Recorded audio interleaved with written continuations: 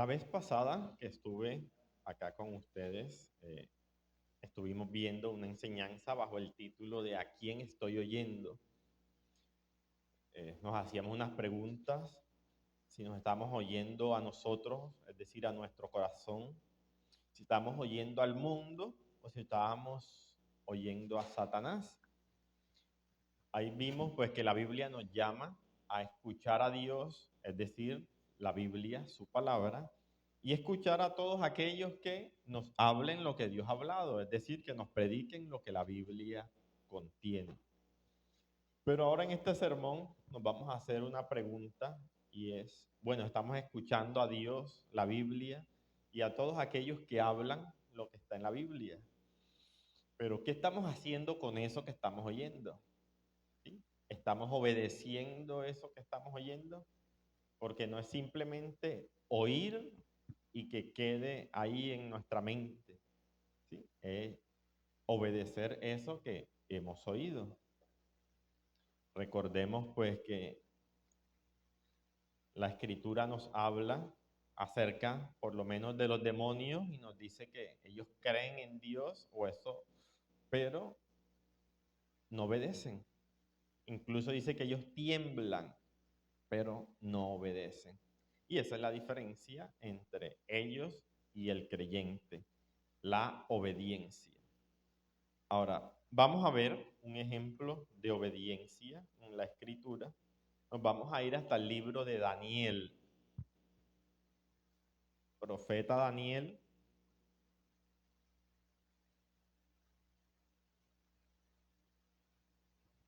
capítulo 3.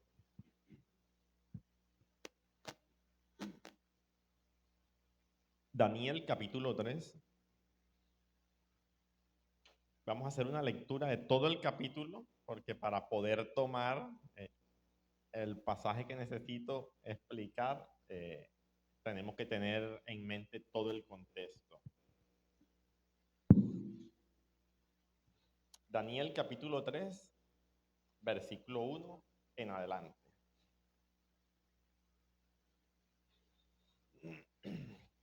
El rey Nabucodonosor hizo una estatua de oro, cuya altura era de 60 codos y su anchura de 6 codos. La levantó en el campo de Dura, en la provincia de Babilonia. Y envió el rey Nabucodonosor a que se reuniesen los sátrapas, los magistrados y capitanes, oidores, tesoreros, consejeros, jueces y todos los gobernadores de las provincias, para que viniesen a la dedicación de la estatua que el rey Nabucodonosor había levantado. Fueron pues reunidos los sátrapas, magistrados, capitanes, oidores, tesoreros, consejeros, jueces y todos los gobernadores de las provincias a la dedicación de la estatua que el rey Nabucodonosor había levantado. Y estaban en pie delante de la estatua que había levantado el rey Nabucodonosor. Y el pregonero anunciaba en alta voz: mándase a vosotros, oh pueblos, naciones y lenguas, que al oír el son de la bocina, de la flauta, del tamboril, del arpa, del salterio, de la zampoña y de todo instrumento de música, os postréis y adoréis la estatua de oro que el rey Nabucodonosor ha levantado. Y cualquiera que no se postre y adore, inmediatamente será echado dentro de un horno de fuego ardiendo. Acá hasta este punto vemos cómo constantemente nosotros como creyentes, el mundo nos llama a desobedecer a Dios. Cuando no lo hacemos, generalmente eso trae consecuencias dolorosas, hablando desde nuestro plano físico, en nuestro cuerpo. Y tenemos a lo largo de la historia muchos ejemplos, desde los primeros cristianos que entregaron sus cuerpos y sufrieron de todo tipo de muertes por no negar el Evangelio, hasta hoy nuestros días, aunque nosotros no lo veamos acá en nuestro país, pero sí hay muchos países en los que los cristianos entregan sus vidas por no negar el Evangelio. Entonces, el mundo constantemente está llamando al creyente a desobedecer a Dios. Pero recordemos algo que nuestro Señor Jesucristo nos dijo con respecto al sufrimiento de nuestro cuerpo. En Mateo 10:28 que nos dijo, y no temáis a los que matan el cuerpo, mas el alma no pueden matar. Temed más bien a aquel que puede destruir el alma y el cuerpo en el infierno.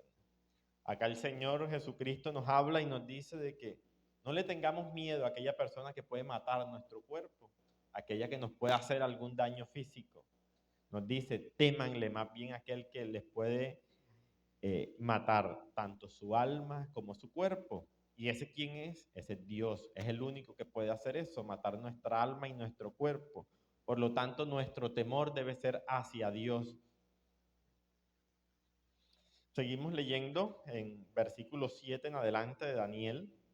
Dice, por lo cual, acá vemos que Nabucodonosor hace la petición de que todos se postren al sonar todos esos instrumentos de música, todos los que estaban ahí delante de él tenían que postrarse delante de esa imagen.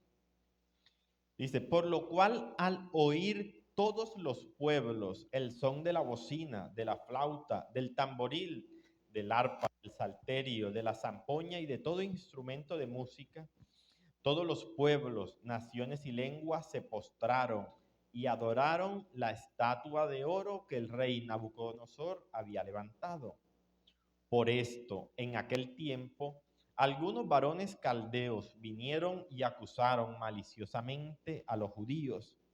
Hablaron y dijeron al rey Nabucodonosor, Rey, para siempre vive.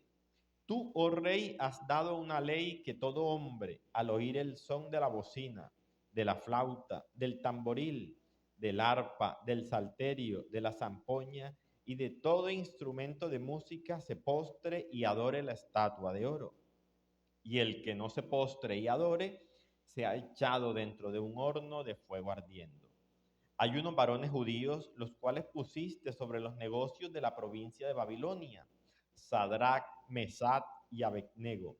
Estos varones, oh rey, no te han respetado, no adoran tus dioses ni adoran la estatua de oro que has levantado.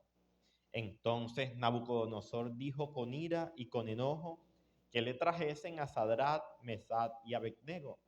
Al instante fueron traídos estos varones delante del rey. Habló Nabucodonosor y les dijo, es verdad, Sadrach, Mesach y Abednego, que vosotros no honráis a mi Dios ni adoráis la estatua de oro que he levantado. Ahora pues, ¿estáis dispuestos para que al son de la bocina, de la flauta, del tamboril, del arpa, del salterio, de la zampoña y de todo instrumento de música, os postréis y adoréis la estatua que he hecho? Porque si no la adoráis, en la misma hora seréis echados en medio de un horno de fuego ardiendo.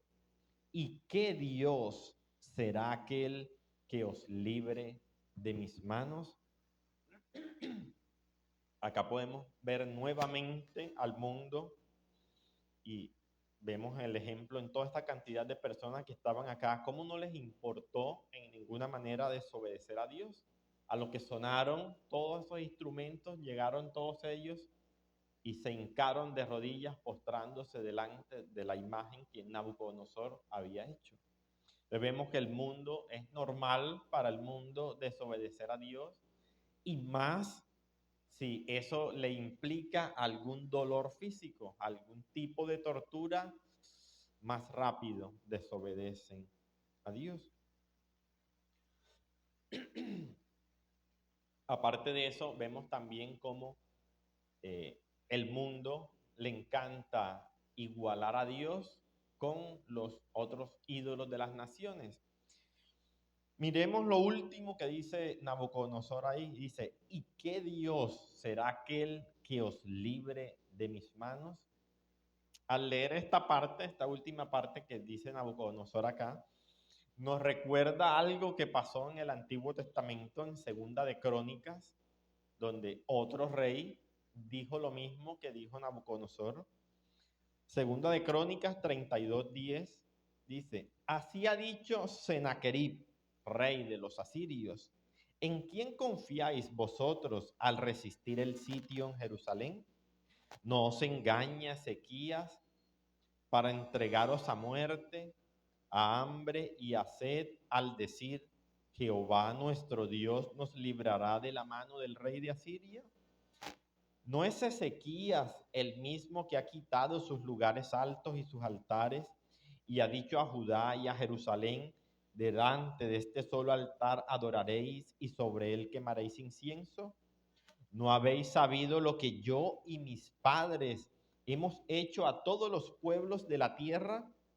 ¿Pudieron los dioses de las naciones de esas tierras librar su tierra de mi mano? ¿Qué Dios hubo de entre todos los dioses de aquellas naciones que destruyeron mis padres que pudiese salvar a su pueblo de mis manos? ¿Cómo podrá vuestro Dios libraros de mi mano? Ahora pues, no os engañe Ezequías, ni os persuada de ese modo, ni le creáis, que si ningún Dios de todas aquellas naciones y reinos pudo librar a su pueblo de mis manos y de las manos de mis padres, ¿cuánto menos vuestro Dios os podrá librar de mi mano?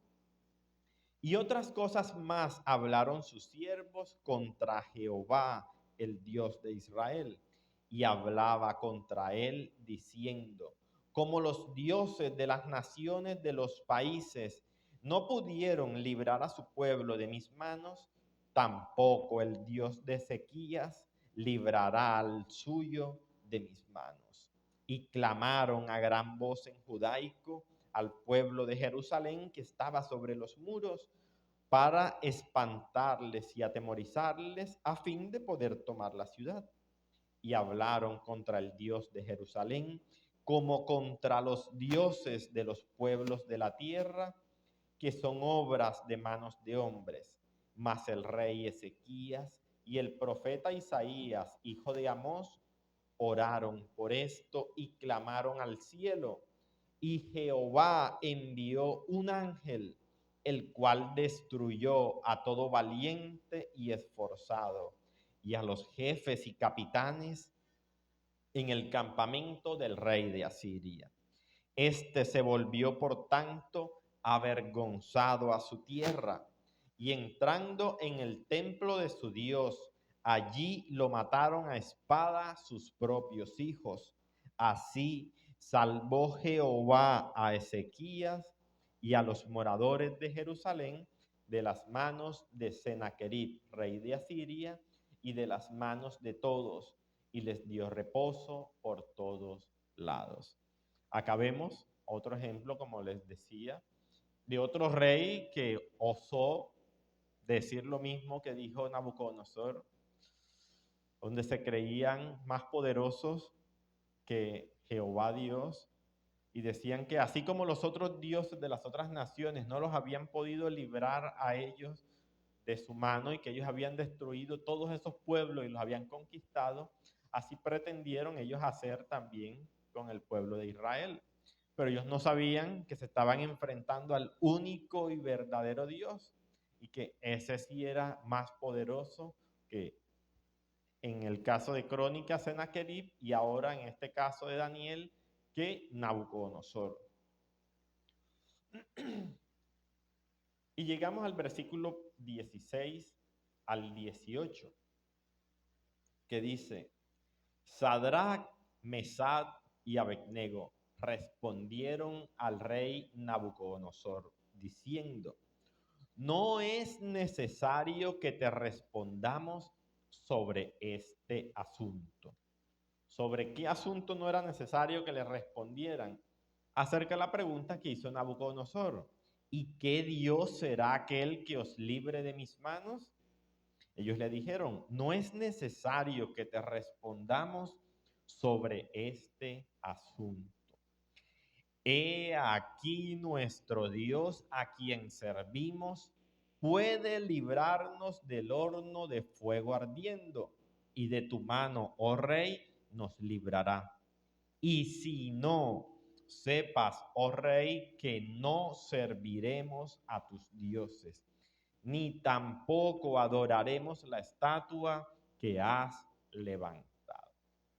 ¿Qué estamos viendo aquí? Aquí estamos viendo la respuesta de un verdadero creyente a la invitación que el mundo hace de desobedecer a Dios. Esa, mis hermanos, es la única manera que nosotros tenemos de demostrar quién es nuestro verdadero amo y Señor. Porque así nos lo dijo nuestro Señor Jesucristo. En Juan 14, 15, 21 y 24 dice, si me amáis, guardad mis mandamientos. Versículo 21, el que tiene mis mandamientos y los guarda, ese es el que me ama. Y el que me ama será amado por mi Padre, y yo le amaré y me manifestaré a él. Versículo 23, respondió Jesús y le dijo, el que me ama, mi palabra guardará, y mi Padre le amará, y vendremos a él y haremos morada con él. El que no me ama, no guarda mis palabras, y la palabra que habéis oído no es mía, sino del Padre que me envió. Entonces vemos acá que nuestro Señor Jesucristo nos habló diciéndonos que nuestro amor, ese amor que nosotros decimos sentir por Dios, debemos demostrarlo. Y la forma de demostrar ese amor a Él es a través de la obediencia, obedeciendo lo que Él nos ha dicho en su palabra. Ahora, en el caso de estos tres jóvenes vemos algo también, y es que ellos no estaban completamente seguros, porque vemos que dicen que nuestro Dios a quien servimos puede librarnos del horno de fuego ardiendo, y de tu mano nos librará, oh rey. Y si no, dice, sepas. Aquí estas personas, estos tres jóvenes, sabían que Dios podía hacerlo, podía librarlos, y vemos dos cosas. Ellos hacen una separación ahí, dice, puede librarnos del horno de fuego ardiendo y de tu mano. O sea, ellos veían dos peligros ahí, no solo el del fuego ardiendo del horno, sino de la mano del rey. Porque el rey podía, en dado caso de que por algún motivo no fuesen muertos por el horno, matarlos de otra forma, porque igual el rey seguía vivo. Entonces ellos vieron esos dos peligros, ellos reconocieron que Dios podía librarlos de esos dos peligros, pero también reconocieron que si Dios quería, no lo hacía. Entonces, ellos no tenían una certeza de que iban a ser salvados de esos dos peligros a los que se estaban enfrentando, pero aún así le dijeron al rey que si no, o sea, que si Dios no los salvaba, dice, sepas, oh rey, que no serviremos a tus dioses, ni tampoco adoraremos la estatua que has levantado. ¿Qué vemos ahí? Que ellos decidieron vivir de una manera fiel hacia Dios, no importando lo que Dios trajera a sus vidas. Sea que los salvara o sea que dejara que ellos murieran ahí, ellos habían decidido vivir de una manera fiel para Dios. Ellos le dieron toda su lealtad y recordemos algo también que nos lo dice en Daniel, comenzando el libro de Daniel 1, y es que Dios entregó al pueblo de Israel a Nabucodonosor como castigo por su desobediencia. O sea, ya ellos sabían, ellos recordaban, ellos tenían en su mente en que ellos estaban en ese lugar como esclavos porque el mismo Dios los había entregado a Nabucodonosor. Eso dice la Biblia. Ellos sabían eso y aún así ellos decidieron ser fiel a Dios y eso demostrarlo a través de la obediencia a su palabra. La incertidumbre, pues, que vemos en estos jóvenes al no saber si Dios podía o no podía librarlos de esa condición en la que ellos estaban, hace o nos debe mostrar a nosotros que su lealtad era inquebrantable. ¿Sí? Porque No es lo mismo usted obedecer a Dios cuando usted sabe que Dios va a hacer algo sí o sí, a que usted decir, bueno, voy a obedecer a Dios, no importa lo que venga, no importa que viva, no importa que muera, no importa nada de eso. Mi decisión es obedecer a Dios. Hay momentos en nuestra vida en los que nosotros presenciamos el poder de Dios de alguna manera, un milagro de cualquier tipo, sanación, cualquier cosa, sí, pero un milagro en nuestras vidas.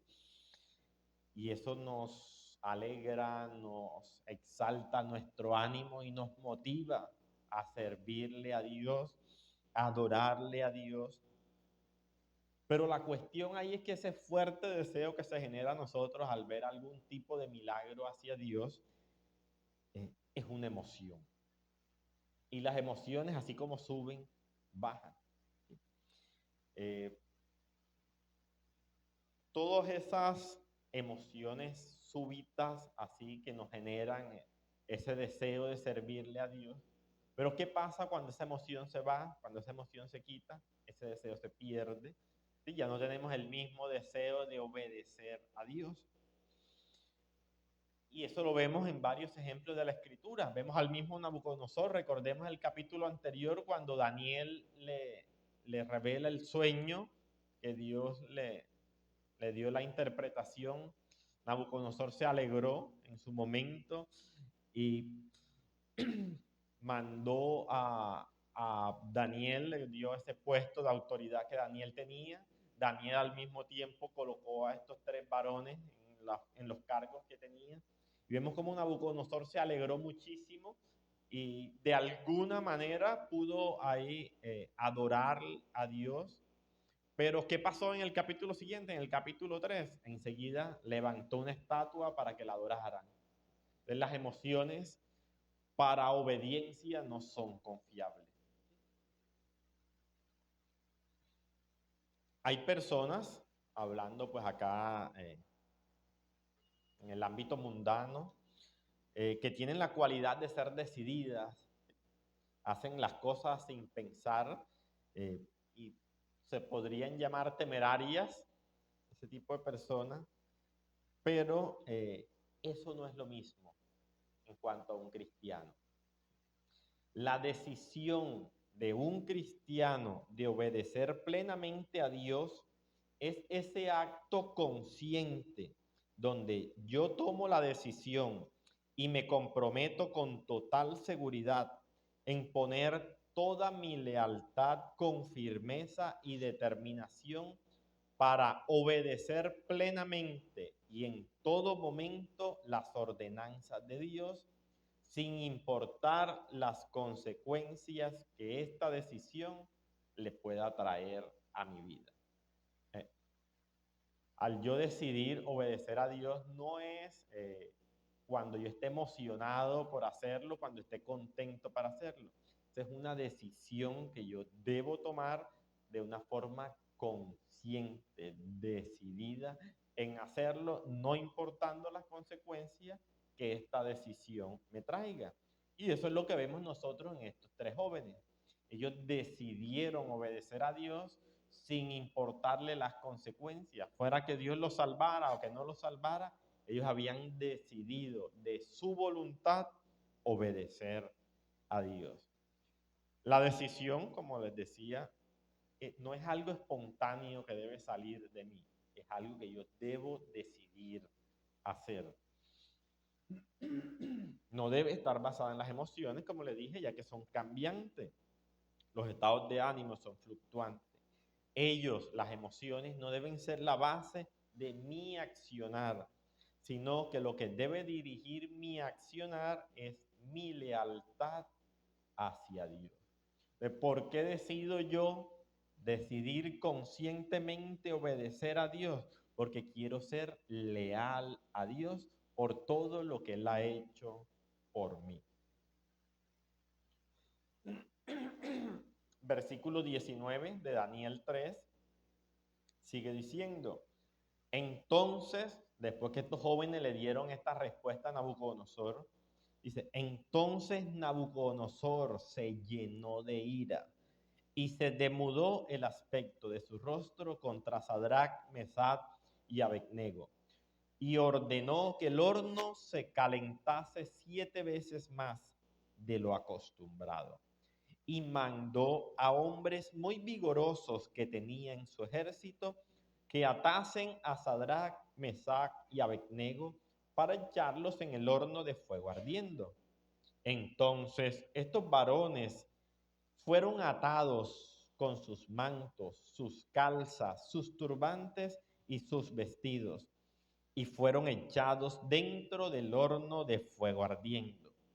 Y como la orden del rey era apremiante y lo habían calentado mucho, la llama del fuego mató a aquellos que habían alzado a Sadrach, Mesach y Abednego.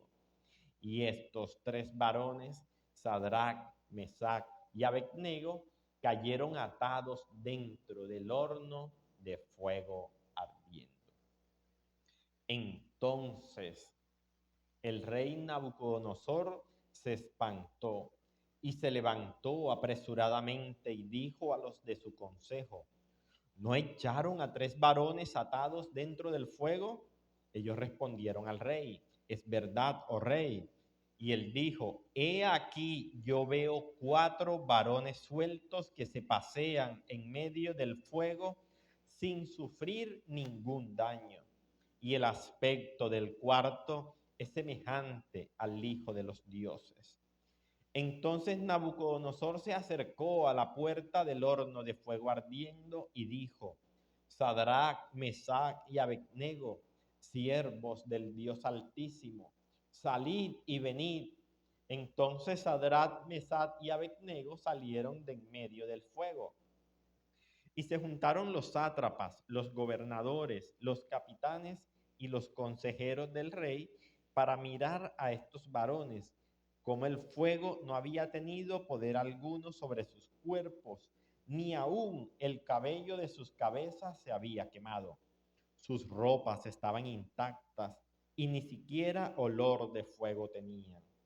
Entonces Nabucodonosor dijo: bendito sea el Dios de ellos, de Sadrach, Mesach y Abednego, que envió su ángel y libró a sus siervos que confiaron en él y que no cumplieron el edicto del rey y entregaron sus cuerpos antes que servir y adorar a otro Dios que su Dios. Por tanto, decreto que todo pueblo, nación o lengua que dijere blasfemia contra el Dios de Sadrach, Mesach y Abednego sea descuartizado y su casa convertida en muladar, por cuanto no hay Dios que pueda librar como éste. Entonces el rey engrandeció a Sadrach, Mesach y Abednego en la provincia de Babilonia. Aquí vimos, en lo primero que leímos, las represalias del mundo, cuando el verdadero creyente obedece a Dios y no obedece al mundo, el mundo trae sus consecuencias a esa persona por su desobediencia, cualesquiera que sean las consecuencias, ¿sí? Pero ¿qué vemos después nosotros?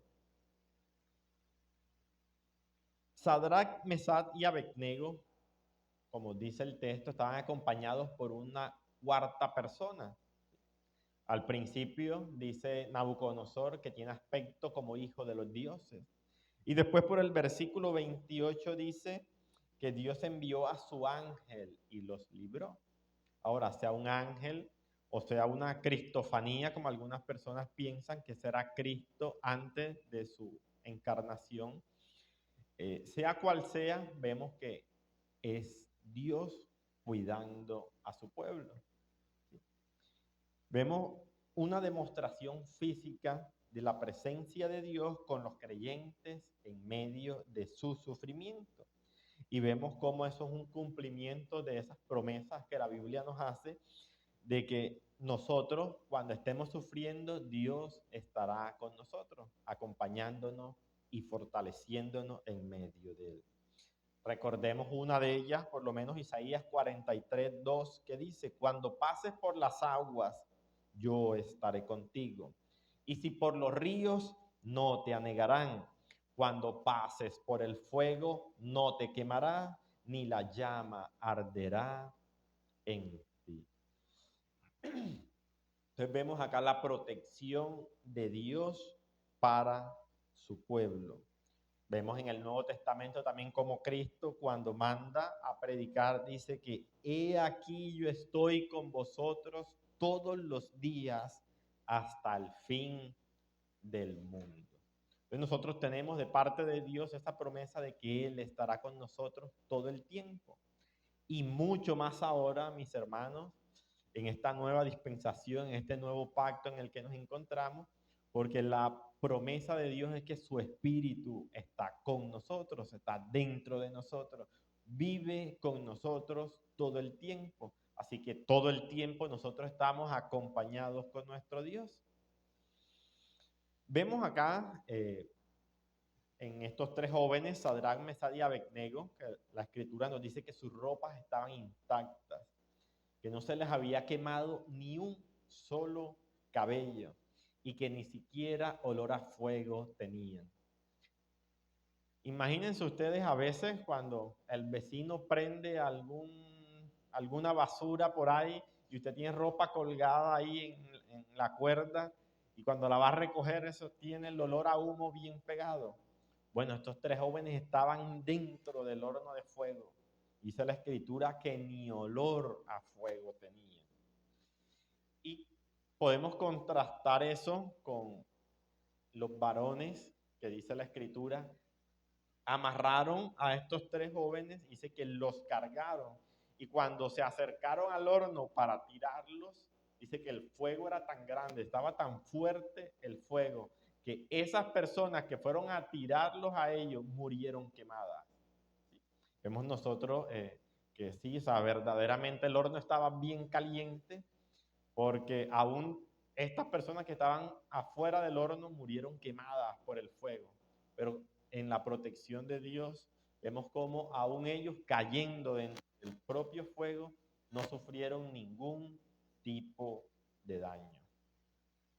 Ahora, el precio que estos tres jóvenes pagaron por su obediencia fue ser arrojados a un horno de fuego ardiendo. Pero ellos sabían algo, y es que el verdadero fuego que ellos debían temer era el fuego de su Dios, que era consumidor, como nos dice la Escritura, que nuestro Dios es fuego consumidor. Y eso está de acuerdo pues con lo que dice nuestro Señor Jesucristo, que no temamos a los que matan el cuerpo, porque al alma no le pueden hacer nada. Debemos temerles a aquel que puede matar nuestra alma y nuestro cuerpo. Ahora, centrándonos un poquito en los versículos 17 y 18, la respuesta de los jóvenes, vamos a ver algo en ellos. Los voy a leer nuevamente. He aquí nuestro Dios, a quien servimos, puede librarnos del horno de fuego ardiendo, y de tu mano, oh rey, nos librará. Y si no, sepas, oh rey, que no serviremos a tus dioses, ni tampoco adoraremos la estatua que has levantado. Estas personas habían hecho una decisión, habían tomado una decisión de ser obedientes, de ser fieles, de ser leales a Dios. Ahora, ¿cómo nosotros podemos hacer lo mismo que ellos? Nosotros necesitamos saber algunas cosas que estos jóvenes sabían y estos jóvenes entendían. Una de ellas es conocer o tener una convicción de mis deberes delante de Dios. Si usted no sabe qué es lo que Dios le manda hacer, usted no va a hacer lo que Dios le manda hacer porque no sabe qué es lo que tiene que hacer. O sea, lo primero es conocer, saber qué es lo que Dios le manda a usted hacer para que usted pueda hacerlo, para que no vacile en el momento de tomar una decisión porque ya usted sabe qué es lo que tiene que hacer. Estos jóvenes por lo menos sabían lo que decía Éxodo 20. Y habló Dios todas estas palabras diciendo: yo soy Jehová tu Dios, que te saqué de la tierra de Egipto, de casa de servidumbre. No tendrás dioses ajenos delante de mí, No te harás imagen ni ninguna semejanza de lo que esté arriba en el cielo, ni abajo en la tierra, ni en las aguas debajo de la tierra. No te inclinarás a ellas ni las honrarás, porque yo soy Jehová tu Dios, fuerte, celoso, que visito la maldad de los padres sobre los hijos hasta la tercera y cuarta generación de los que me aborrecen, y hago misericordia a millares, a los que me aman y guardan mis mandamientos. ¿Qué hubiese pasado si estos jóvenes no hubiesen conocido estos mandamientos? Se hubiesen arrodillado delante de esta estatua. Pero ya ellos sabían de que Dios había prohibido hacer eso. Y por cuanto ellos sabían que ese era un mandamiento de Dios y ellos habían decidido obedecer a Dios, ellos dijeron, no podemos hacerlo porque Dios prohíbe hacer eso. De la misma forma, nosotros debemos conocer la palabra de Dios para saber cómo debemos actuar, cómo debemos comportarnos en nuestra vida.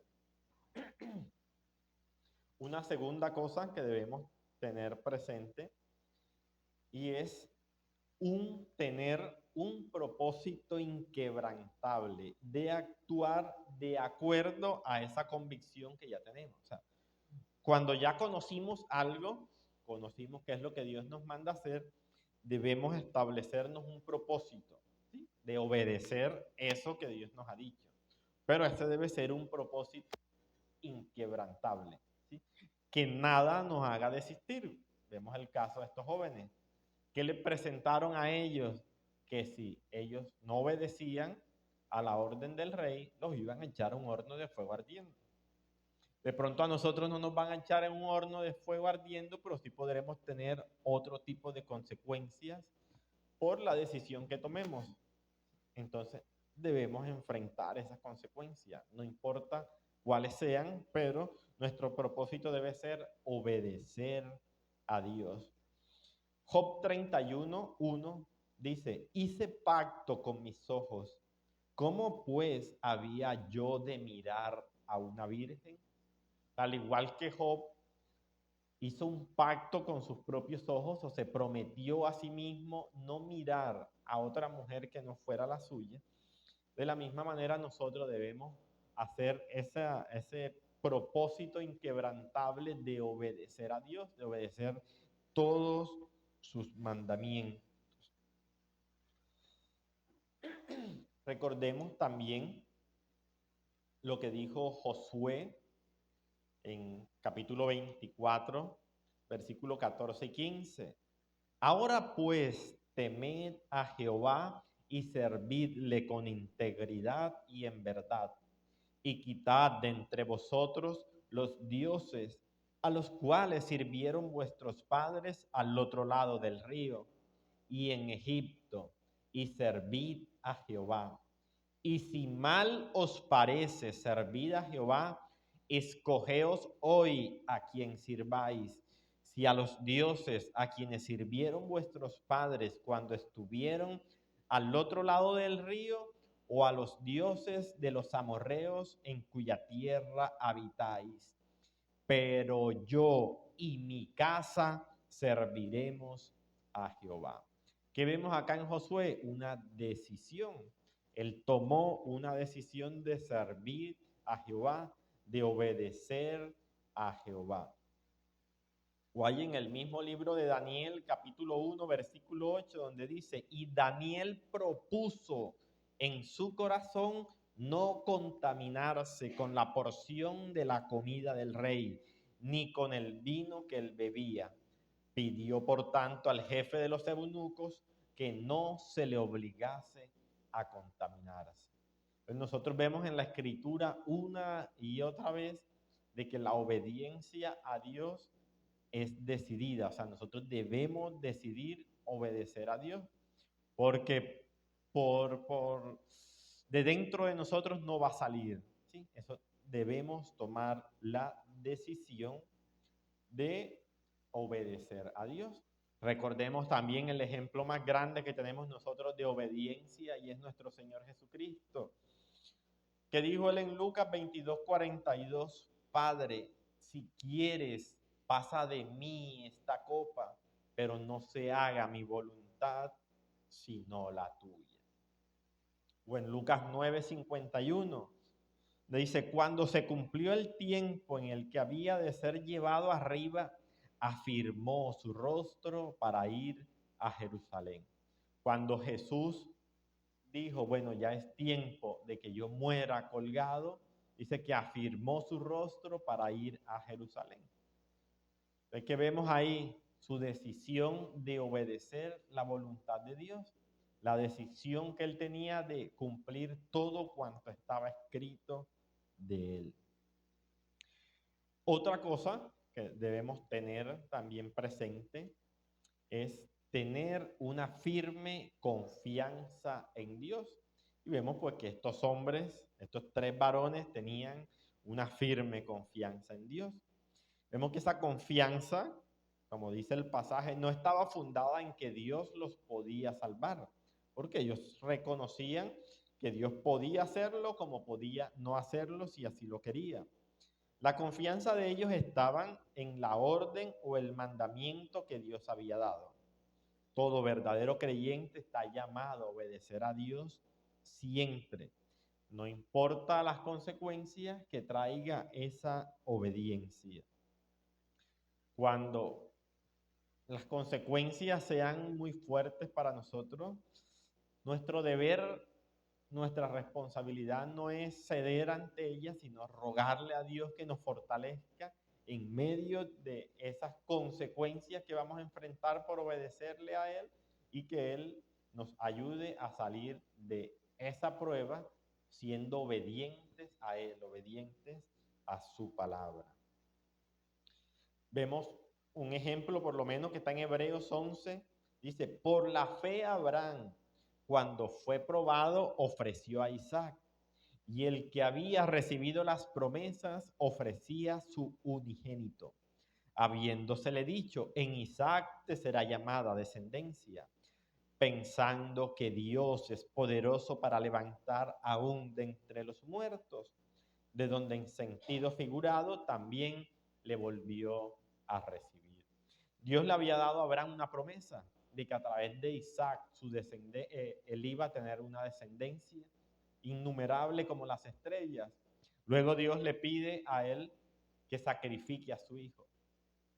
Pero vemos en Abraham que tenía tal confianza en Dios en el que lo iba a hacer, iba a matar a su hijo. Dice, porque él tenía una confianza en que Dios le había hecho a él una promesa, en que a través de él, de Isaac, de el que él iba a matar, él iba a tener una descendencia. Y tal era la promesa que él pensó, si Dios me lo prometió, eso quiere decir que después que yo lo mate, Dios lo va a levantar de entre los muertos.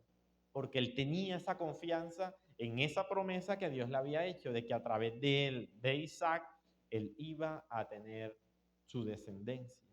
Entonces vemos ahí una firme confianza en Dios, en lo que Dios nos ha dicho. Debemos también tener presente, y con esto terminamos, de que nosotros somos posesión de Dios.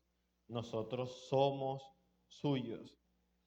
Y es lo que reconocen estos jóvenes ahí, de que Dios los puede salvar o no los puede salvar, pero dice, y si no sepas, oh rey, que no serviremos a tus dioses, ni tampoco adoraremos la estatua que has levantado.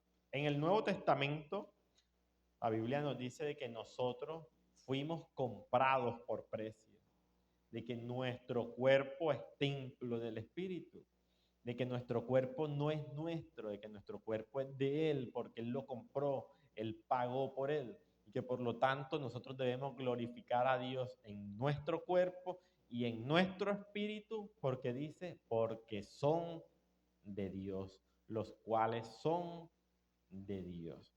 Entonces, mis hermanos, el llamado en este día es a que decidamos plenamente, de una manera inquebrantable, ser obedientes a la palabra de Dios. De que no solo nos quedemos con escuchar la palabra de Dios, sino que la pongamos por obra, que la obedezcamos, así como lo hicieron estos tres jóvenes, no importándoles entregar su cuerpo para ser chamuscado en un horno de fuego, porque ellos habían decidido ser obedientes a la palabra de Dios. De la misma manera nosotros pongamos todo nuestro empeño, toda nuestra decisión, porque nuevamente repito, esto es una decisión que nosotros debemos tomar de obedecer a Dios.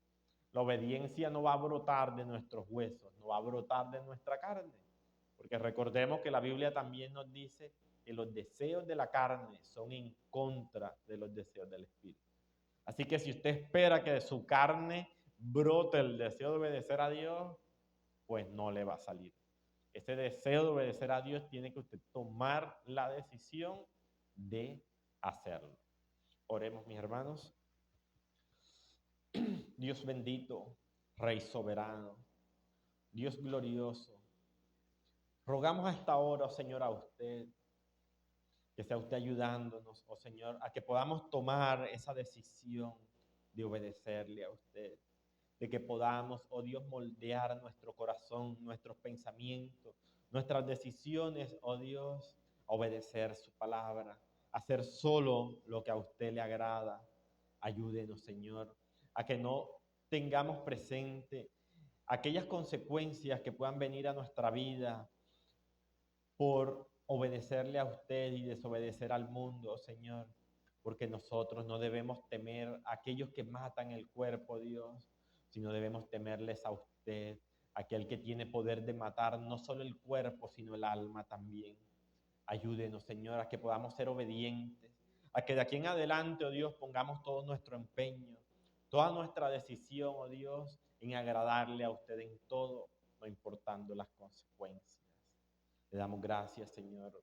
Muchas gracias en los méritos de su Hijo amado Jesucristo.